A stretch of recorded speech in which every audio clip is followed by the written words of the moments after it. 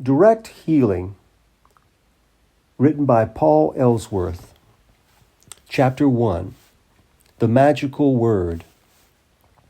Among an infinite multiplicity of teachers, preachers, healers, doctors, and reformers, how shall the seeker, weary of failure, of plausible theories which refuse to work, of entanglements and contradictions which the wisdom of the intellect cannot solve, how shall the seeker after truth find that truth which indeed brings freedom and serene joy and highest success?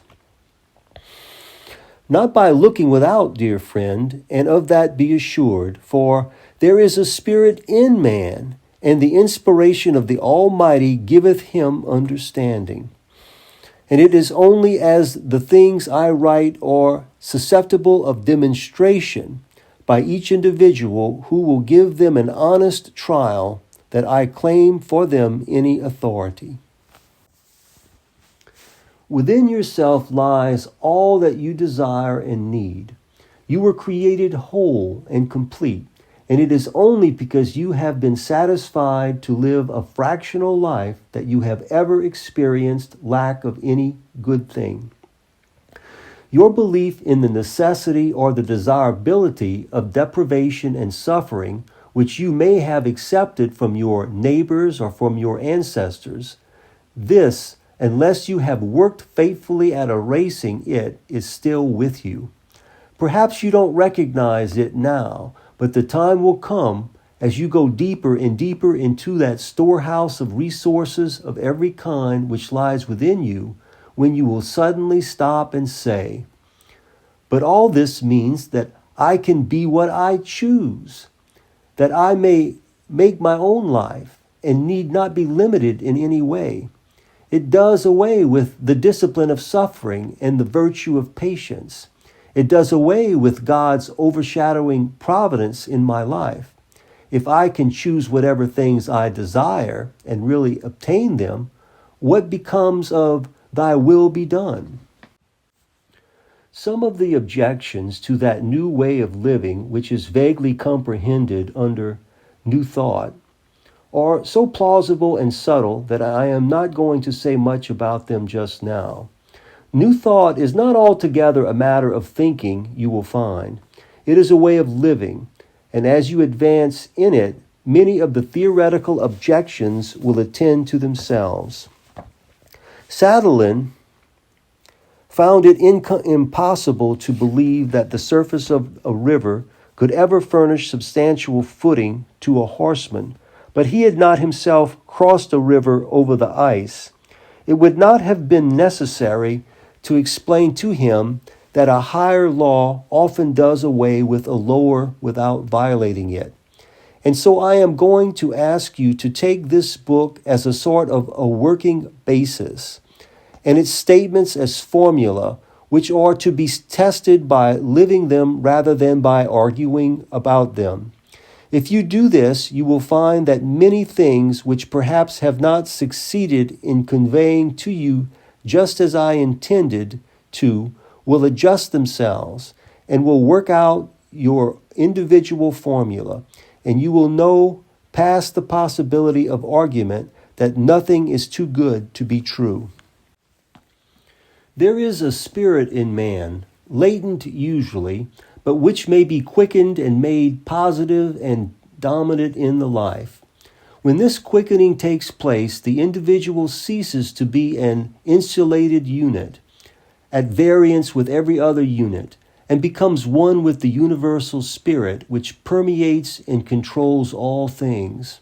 Such a man becomes truly a wonder worker, for he is filled with wisdom and power, and with that broad and tolerant sympathy which brings him into harmony with the soul of things.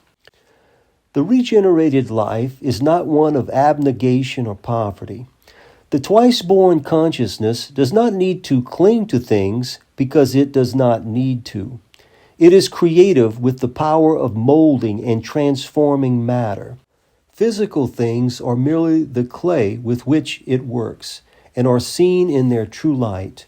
To such a one, physical substance comes as it is needed, in abundant measure, and there is no need for hoarding. He does not work for material wage, but because he and the Father are so truly one, that it is easy and normal and the most joyous thing in the world for him to create, to do the things which spiritually he sees the Father doing. Poverty and sickness and squalor, all lack of beauty and perfection, come from looking away from the life which is hid with God to that barren existence which clings barnacle-like to the shells and husks of reality. The man who lives to eat and to acquire property, which he may put a fence around and call his own, is not really living. Life is masterful, creative, free from all encumbrance and limitation.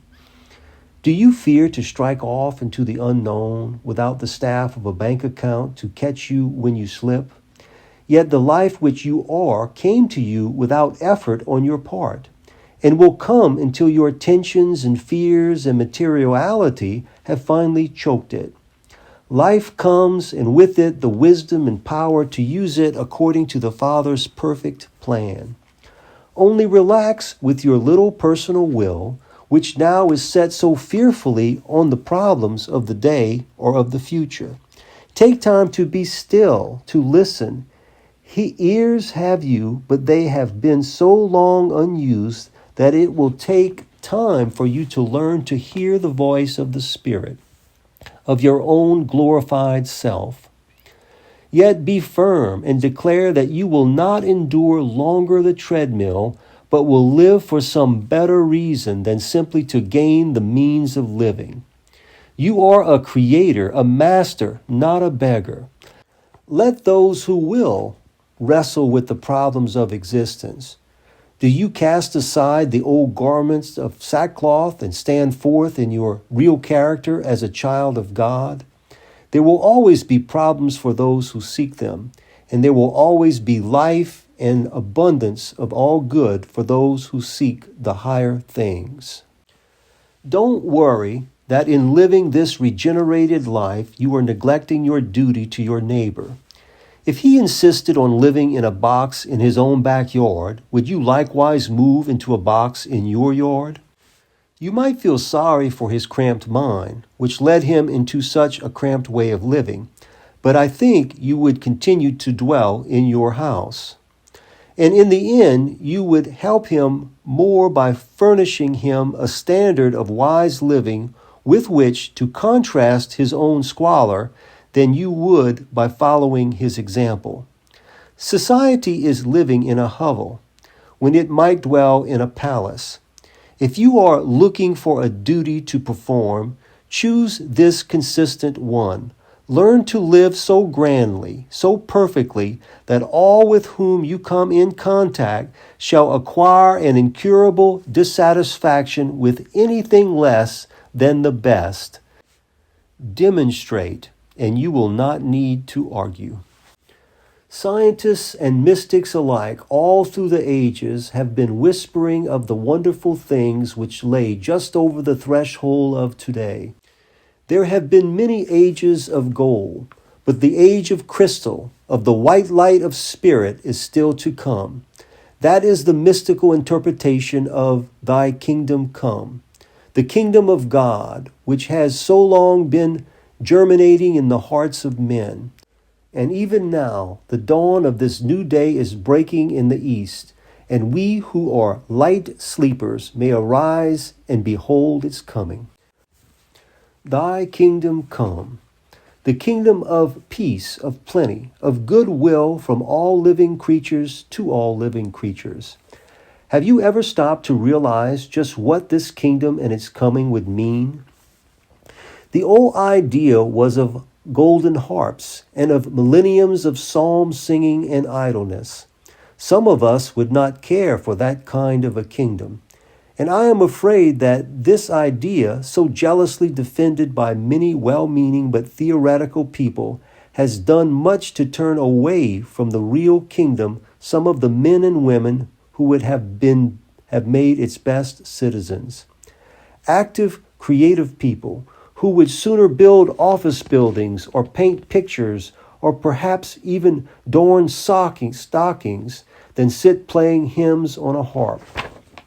But the kingdom which is coming will be one from which no doer need turn back. Now is the time. Unrest and unsettlement of all established things are abroad throughout the world. Men are seeking for something practical, something that will enable them to master the great game of life. Look back into the centuries that lie behind us, and you will realize that the achievements of society have been made possible by the suffering of the many.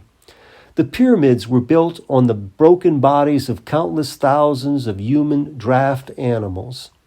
The temples and the cathedrals, the public buildings and works of art of the Middle Ages were created by depriving the masses of all but the barest necessities of life.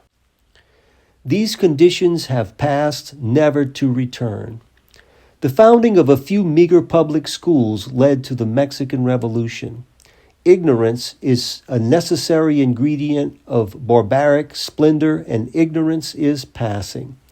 The advance of mankind from this time on will have to be made by the voluntary action and the interaction of all of those isolated individuals who, in times past, could be fused into a peasantry.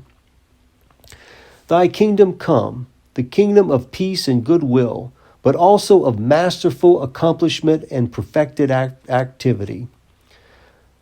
Multiply the producing, creating power of the leaders of the past by the number of the individual citizens of this new state. Add to this the almost inconceivable saving which will be effected by the elimination of the destructive activities of war, pestilence, unnecessary competition. The possibilities with all mankind working together under perfect conditions of training and intellectual education are startling, are they not? But we haven't touched the surface in such a survey. For the kingdom of God, for which we have so long been praying, is one differing from this old order in kind rather than in degree.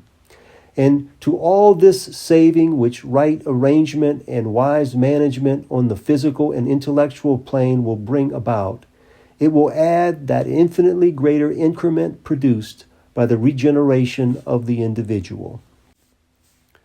Thy kingdom come, not a kingdom of idleness or locust eating, but one of perfected accomplishment in every line of new and glorified architecture of science, transcending the dreams of alchemists, of new art and new literature.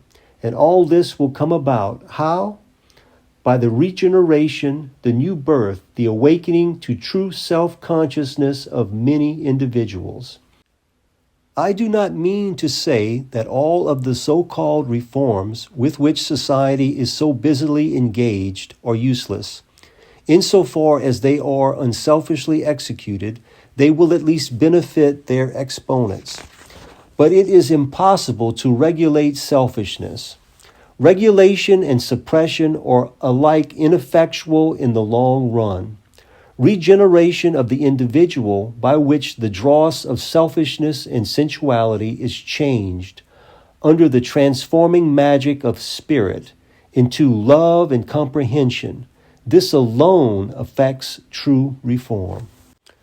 But until this day, which is dawning, is fully come, is it possible for the seeker after truth to live in the world but not be of it? Insofar as it is following after strange gods? Indeed it is. You can live your own life wherever you may be, and no power of the carnal world can touch you. The visible but all-potent mantle of the Spirit will surround you, and you will not need to raise a hand to protect your rights. It is your duty indeed to live in the world and to conquer the obstacles to spiritual living, both within and without. This does not mean that you are to do away with all desire, but that you are to learn the true meaning of unselfishness.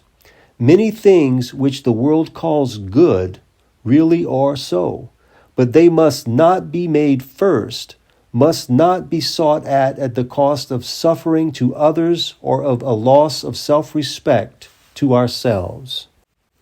In concluding this chapter, which perhaps has seemed to dwell upon theory rather than practice, I want to leave with you 4 very practical things. 2 of these have to do with tendencies against which you will need to be on your guard. One is a formula for attaining self-realization.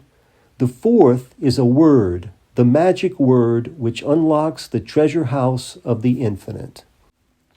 The first tendency is that toward strained and anxious effort.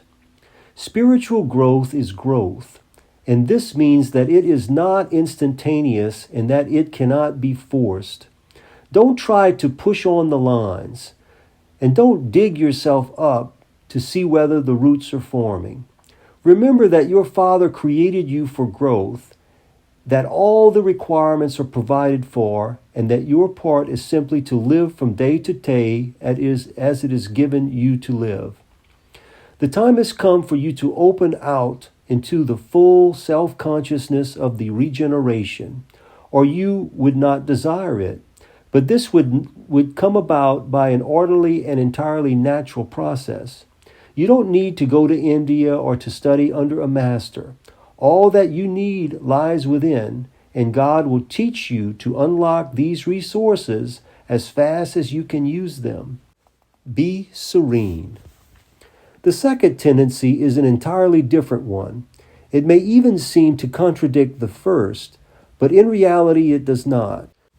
Perhaps I can state it best in the form of a warning. Don't be satisfied with mere intellectual perception. It isn't enough to see that a thing is possible. Many of us know that sickness is unnecessary, but if we keep on taking cold or having hay fever, our perception is not doing as much for us as it should. Intellectual perception, the perception that a thing is reasonable, precedes demonstration that it is practicable. But don't let it stop here. I shall have more to say about this later, but let me call your attention now to the necessity for making your theories work. I have had a chance to observe many reformers and teachers who remain satisfied year after year to preach doctrines which they were absolutely unable to make work. Check up. Don't bother to carry dead wood along with you in the shape of half-realized possibilities. The formula for attaining self-realization is one of the most valuable things in the world. In my life, in fact, it has proved without exception the most valuable. It is a universal formula, applicable to anything from a prosperity demonstration to the rebuilding of a pair of faulty eyes. It is based on the fundamental conditions and nature of self-realization. What self is it you are trying to realize, to make real? Not the external fugitive and ineffectual personality, which is usually called I. He has his place, and he is all right in it, but you who know him so well know that limitations are his principal characteristic. The list of things he can't do vastly transcends the things he can do, and you know enough of him to know that he can't help you. Above and below and around this superficial or surface self lies the great I, which is one with the Father. This at-one-ment is not theoretical, and as long as you allow it to remain so, it will be no value to you. But the moment you make up your mind to demonstrate, you will have it in your power to do so. How? As Christ did, by contemplating, by recognizing and accepting and claiming interiorly and serenely this reality. And the formula, which is a very old one, is this: I am in the Father, and the Father in me. As you repeat this statement silently and with that serene inner attention which makes it vibrate in the farthest recesses of your consciousness and subconsciousness, You are not claiming any specific good, but all good. You are accepting your full heritage as the child of God, and you will not have to direct your Father's attention to any of the details. I and my Father are one, the same idea in slightly different words. It is not I, but the Father in me that doeth the work. Again, this same dynamic idea, with the right understanding and comprehension of this idea, you could stand before the raging artillery of the world and be unharmed. You could smile with gentle compassion at the malice and murderous desires of a multitude of cannibals. With it, you can dissolve every limitation of disease and lack, and can create all that the hearts of men desire. The potency of infinite wisdom and power are latent in this formula, and you can release them by serene contemplation and acceptance of your own nature, as here stated. And now for the magic word. It is comprehended in the formula we have just been considering, and is, in fact, a condensed statement of it. But lest you miss it, I will state it directly. The magical word is love. Love that is without guile or fear or any consideration of self. Love that giveth freely of all its treasures, that smiles with gentle pity at the so-called prudence and common sense of the world. Common sense never saved any man who really needed saving, whether his need was physical or financial or moral. And love, that impersonal and all-perfecting love of the Spirit, has at its command sense that is not common sense but exalted, the white light of spiritual comprehension. Love. You will not get very far along the path without that.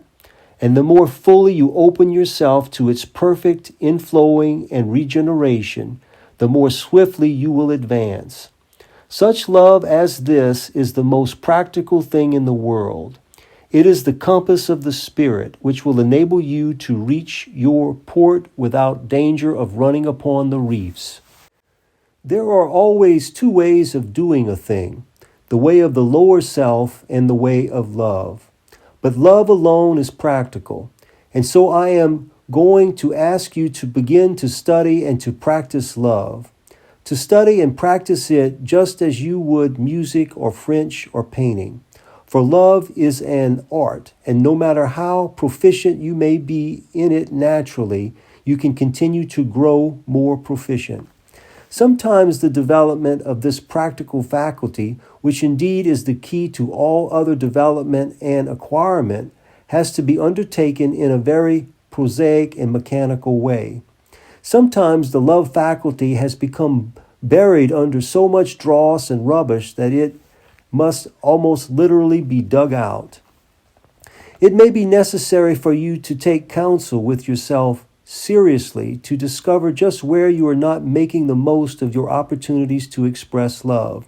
But remember that suppressed love lies at the bottom of many and apparently incurable disease, and that conversely, that broad and fearless love which goes forth without stint to every living creature is one of the surest safeguards against sickness and accident and every misfortune.